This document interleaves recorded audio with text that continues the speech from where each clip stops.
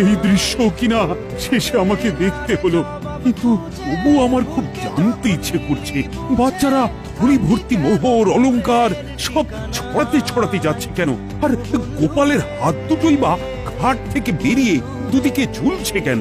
মহারাজ, আর একটা ব্যাপার কি আপনি লক্ষ্য করেছেন? কি বলো তো? গোপালের দেহ কারা কাঁধে করে নিয়ে যাচ্ছে? হ্যাঁ হ্যাঁ, ওই তো মন্ত্রী, সেনাপতি, জ্যোতিষী আর পণ্ডিত। আসলে গোপালের এই শেষ যাত্রা আমাদের কিছু শিক্ষা দিয়ে যাচ্ছে মহারাজ।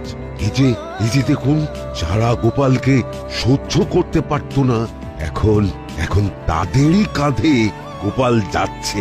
তার মানে শেষ পর্যন্ত কেউই কারোর শত্রু থাকে না, সবাই মান অভিমান ভুলে কাঁধে কাঁধ মিলিয়ে পার করে দেয়। তাই তো, এই দৃশ্য তো সেই কথাই বলছে।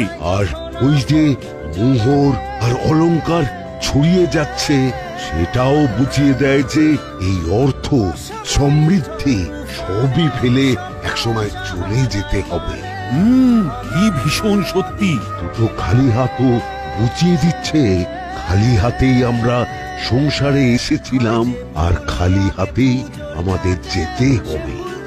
এই চরম সত্যিটা আমি আগে বুঝিনি।